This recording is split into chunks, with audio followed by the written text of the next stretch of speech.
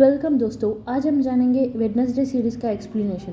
इस सीरीज़ में total 8 episode है। आज मैं आपको पहली एपिसोड की एक्सप्लेनेशन करूंगी। तो पहले एपिसोड में हमें एक स्कूल की सीन दिखाया जाता है जहां सभी बच्चे वेडनेसडे को घूर रहे हैं और यहाँ वेडनेसडे को अपना छोटा भाई पक्सली एक लॉकर में बंधा हुआ मिलता है और वो कहता है कि उसे यहाँ पर कुछ लड़कों ने बंद किया था। लेकिन तभी वेडनेसडे को विजन आता है जहाँ वो उन लड़कों को देख पाती है जिन्होंने पक्सली को बंद किया था। अगले सीन में वेडनेसडे पूल में जाती है जहां पक्सली के बुलीज स्विमिंग प्रैक्टिस कर रहे थे। वेडनेसडे अचानक ही स्विमिंग पूल में पिराना फिशेस छोड़ देती है और सभी बच्चे स्विमिंग पूल से बाहर आते हैं, लेकिन उनका लीडर वहीं फंस जाता है और फिशेस उन्हें काट लेती है। अगले सीन में हम वेडनेसडे को पेरेंट्स को देखते हैं जो वेडनेसडे को आउटकास्ट के लिए ही बनाया गया special boarding school Nevermore academy को छोड़ने जा रहे होते हैं। यह आउटकास्ट उन लोगों को कहा गया है जहां किसी न किसी वे में से सुपर नेचुरल एबिलिटीज है। नॉर्मल इंसान को वेडनेसडे सीरीज में नॉर्मिस कहा गया है। यह वेडनेसडे बोर्डिंग स्कूल नहीं जाना चाहती थी, जिस पर उनके पेरेंट्स बताते हैं कि स्कूल में पूल वाले इंसिडेंट से उस पर पुलिस केस भी फाइल हो सकता था, इसीलिए उसे स्कूल चेंज करना बहुत ज़रूरी है। और वो दोनों एनकरेज करते हैं कि नेवरमोर के फैकल्टीज वेडनेसडे को समझ पाएंगे और हमें मालूम होता है कि ये दोनों भी इसी स्कूल में पढ़े थे।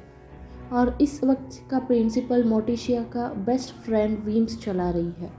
दूसरी तरफ स्कूल के पास जंगल में एक लड़के को देखते हैं जो कैंपिंग करने के लिए आया होता है। तभी उसे झाड़ियों में से आवाज़ आने लगती है और अचानक एक चीज़ आकर उस पर हमला करके उसे बुरी तरह से मार देती है। उधर एडम्स फैमिली स्कूल पहुंच जाते हैं और प्रिंसिपल वीम्स उनका वेलकम करते हैं और प्रिंसिपल वीम्स वेडनेसडे से कहती है कि वो लोग स्कूल के एकेडमी के बीच स्टूडेंट को एक्सेप्ट नहीं करते हैं क्योंकि उनकी माँ सेलिब्रेटेड एल्यूमिनाई थी और वेडनेसडे की ग्रेड्स भी अच्छे थे, इसीलिए वो एक्सेप्ट कर रहे हैं। वेडनेसडे के इश्यूज की वजह से उसे एक थेरेपिस्ट भी कंसल्ट किया जाता है। वेडनेसडे को रूम दिखाया जाता है और हम वेडनेसडे के रूममेट एनिड को देखते हैं। एनिड वेडनेसडे को स्कूल घुमाने लगती है और वो ये कहती है कि स्कूल में 4 तरह के आउटकास्ट स्पीशीज है। पहले है फैंग्स जो हम वेम्पायर्स भी कह सकते हैं, दूसरे है फर्स जो वेयरवुल्फ्स है, तीसरे है स्केल्स जो कि साइरन्स है एंड देन स्टोनर्स जो कि गॉर्गन्स है। यह एनिड सेकंड कैटेगरी में आती है यानी वेयरवुल्फ है।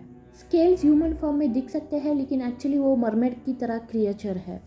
इनकी आंखें नीली कलर की होती है और ये किसी भी लोगों को मैनिपुलेट कर सकते हैं। स्टोनर्स की पावर ये होती है कि वो लोगों को स्टोन में कन्वर्ट कर सकते हैं। एनिड आगे बताती है कि स्केल्स की लीडर बियांका स्कूल में सोशल सर्विस में सबसे ऊपर है। एनिड वेडनेसडे से पिछले स्कूल पूल वाले इंसिडेंट के बारे में पूछती है और वेडनेसडे इसे कंफर्म करती है और उसके अंदर कोई भी गिल्टी नहीं थी। वेडनेसडे की पेरेंट्स उसे अलविदा करने लगते हैं और उसकी माँ उसे क्रिस्टल बॉल और एक नेकलेस पेंडल देती है और उसकी माँ ये कहती है कि ये नेकलेस तुम्हें प्रोटेक्ट करेगी। और वेडनेसडे कहती है कि वो बहुत ही जल्दी स्कूल छोड़कर भागेगी जिसका पता कोई नहीं कर पाएगा। जाते हुए उसकी पेरेंट्स उस पर नज़र रखने के लिए ह्यूमन हैंड की तरह एक क्रिएचर को छोड़ देते हैं जिसका नाम है तिंग। दूसरी तरफ जंगल में शरीफ को एक लाश मिलती है और हमें मालूम पड़ता है कि ऐसा कई इंसिडेंट शहर में पिछले कई दिनों से होती आ रही है और पुलिस का शक नेवरमोर एकेडमी पर जा रही है, लेकिन प्रूफ नहीं होने के कारण वो कुछ नहीं कर पा रहे हैं। और पुलिस मीडिया को इन्फॉर्म कर देती है कि जंगल में बियर अटैक्स हो रहे हैं और कोई भी वहाँ ना जाए और सुरक्षित रहे।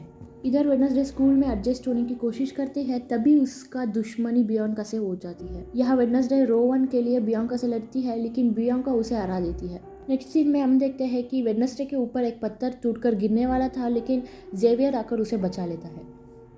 जेवियर बियांका का बॉयफ्रेंड है और वो रिवील करता है कि वेडनेसडे ने भी एक फ्यूनरल में बचपन में उसे बचाया था। आगे हम देखते हैं कि वेडनेसडे ने तिंग को अपने ऊपर नज़र रखते हुए पकड़ लेती है और उसे जिंदा छोड़ने के बदले में वो उसे गुलाम बना लेती है ताकि तिंग उसे स्कूल से भागने में मदद कर पाए। अगले सीन में प्रिंसिपल वीम्स वेडनेसडे को उसकी कंसल्टेंट डॉक्टर किनबॉर्ड के पास ले जाती है, लेकिन वेडनेसडे बहाना बनाकर वहाँ से भाग जाती है। वो ट्रक ड्राइवर से मदद लेने की कोशिश करती है लेकिन वो ट्रक ड्राइवर इससे रूडली बात करता है और एज ए ऑडियंस हमें समझ पाते हैं कि टाउन में सभी लोग नॉर्मिस है और वो आउटकास्ट को काफ़ी बुरी तरह से बात करते हैं। लेकिन तभी वेडनेसडे को विजन आती है जिसमें उसने ट्रक ड्राइवर की मौत को देखती है लेकिन वो ट्रक ड्राइवर को कुछ भी नहीं कहती। इसके बाद वो पास ही में रहने वाले कैफ़े में जाती है और यहाँ काम करने वाले लड़के से मिलती है। इस लड़के का नाम टाइलर था और टाइलर बताता है कि कॉफ़ी मशीन ख़राब है और उनको वेट करना पड़ेगा। वेडनेसडे कॉफ़ी मशीन को खुद ठीक कर लेती है और बदले में उसके लिए एक टैक्सी बुलाने के लिए कहती है। टेलर यहाँ वेडनेसडे को वो खुद ही छोड़ने के लिए कहता है क्योंकि उसका शिफ्ट 1 घंटे में ख़त्म होगी। वेडनेसडे उसके लिए वेट करने लगती है, लेकिन तभी वहाँ कुछ लड़के आकर उसे हरास करने लगते हैं। वेडनेसडे उन सब पर भारी पड़ती है और सबको मार देती है। और तभी शरीफ आते हैं और शॉक हो जाता है कि वेडनेसडे अकेले ही इन लड़के पर भारी पड़ी है। टाइलर उन्हें वेडनेसडे को इंट्रोड्यूस कराता है, लेकिन तभी वहाँ प्रिंसिपल विम्स वेडनेसडे को ढूंढती हुई आ जाती है। शरीफ ये जानकर शॉक हो जाता है कि वो गुमिस एडम्स की बेटी है और वो कह देता है कि उसका पिता एक कातिल है। अगले सीन में हम वेडनेसडे को शैलो बजाते हुए देखते हैं और सभी लोग स्कूल में इसे पसंद कर रहे थे। वो अनिल आती है और उससे पूछती है कि उसने ये चीज़ बाहर कैसे निकाला, और तभी वेडनेसडे उसे थिंग से इंट्रोड्यूस कराती है। और वेडनेसडे कहती है कि थिंग कई साल से उसके फैमिली के साथ रहकर आया है। यहाँ हम इन दोनों को बॉन्ड देख पाते हैं और इनिट बताती है कि वो पूरी तरह से वेयरवुल्फ नहीं बन पाई है और इसीलिए उसे इस बात से डर है कि कहीं वो इस कम्युनिटी से बाहर ना निकला जाए। वापस आने पर वेडनेसडे एनिट की कंप्यूटर से टेलर से कांटेक्ट करती है और वो कहती है कि ऑर्वेस्ट फेस्टिवल के दौरान उसे भागने के लिए मदद किया जाए। फेस्टिवल के दौरान वो दोनों किसी तरह प्रिंसिपल का ध्यान भटकाकर भागने लगते हैं और तभी वहाँ कैफे वाले लड़के आ जाते हैं और टेलर और वेडनेसडे को वहाँ से भागना पड़ता है। इसी दौरान वेडनेसडे को रोवन जंगल की तरफ जाते हुए दिखता है और फिर से उसे एक विजन आती है। विजन से पता चलता है कि रोवन मुसीबत में है। वेडनेसडे उसे बचाने के लिए जंगल में जाती है और उसे वहाँ से निकलने के लिए कहती है, लेकिन रोवन बताता है कि वो जानबूझकर वेडनेसडे को उसके पीछे पीछे लाया है क्योंकि वो उसे मारना चाहता है। रोहन अपने पावर से वेडनेसडे को एक पेड़ में बांध देता है और उसे एक किताब से पटी हुई पिक्चर दिखाता है जिसमें वेडनेसडे नेवरमोर एकेडमी के सामने खड़ी हुई थी। रोहन बताता है कि ये तस्वीर उनकी माँ की भविष्यवाणी है जो आज से 25 साल पहले की थी और उनका माँ भी इसी स्कूल का स्टूडेंट थी और उनका मानना था कि वेडनेसडे नेवरमोर एकेडमी का अंत कर देगी। इसीलिए रोवन उसे मारना चाहता है ताकि वो स्कूल को प्रोटेक्ट कर सके।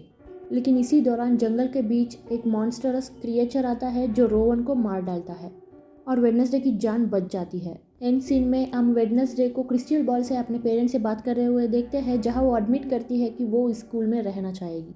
और यहीं पर एपिसोड 1 खत्म होती है।